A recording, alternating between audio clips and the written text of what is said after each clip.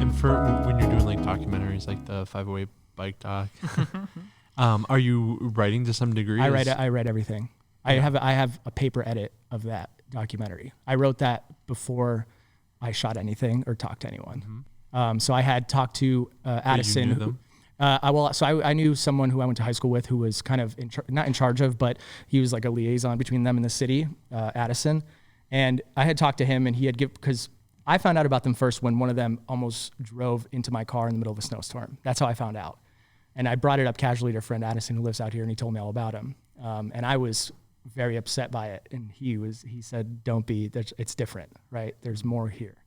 Once he told me about it, I just sat down and did that. I wrote it out. Not in script format or anything, just a Google Doc. Let me just paragraph after paragraph. Okay.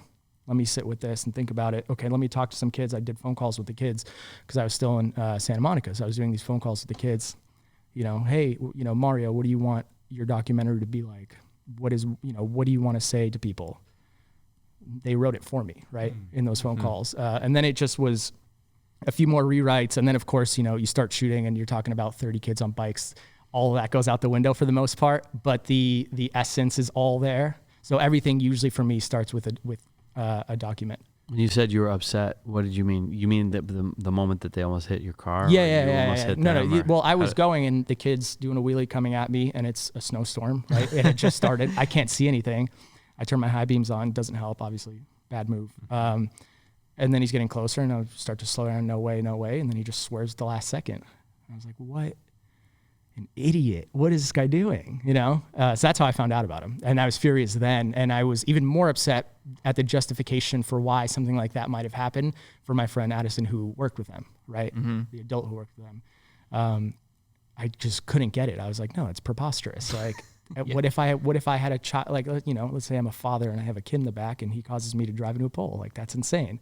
And so we just talked. It took, several discussions for me to get over just the shock of what had happened in the street and go beyond that a little bit. So you're having these normal adult thoughts, and right. But then you saw this other side, yeah, and that's actually what makes for good story. Well, right? I was just gonna say it's so appropriate that was where that documentary was birthed out of, because that's kind of what that documentary does for the viewer, is especially if you're familiar with this phenomenon that's in the city of Worcester, is like these kids are kind of an enigma, and in one sense they're like this menace to society because they're bombing down major roads recklessly, and it's a miracle that no one gets killed. But then, so it's just easy to be like, these are dumb kids. But then what that documentary does is it actually dives into their reasons they're doing it and what led to it and what it means to them to be able to do that. And suddenly you begin to have a whole nother level of understanding and empathy toward them, and that these are not bad kids or ill-intended. They actually have really good intentions and good hearts. And suddenly there's this and that's the beauty of a well-told story. It's what we talk about all the time. So that's what resonated with me, is it just flips your view on something really well. Well, it stood the test of time too, because their intention, because now they have done so much more. They've partnered with this organization called Worcester Youth Co-op, and together they're like really stepped it up for COVID. So Worcester Youth Co-op does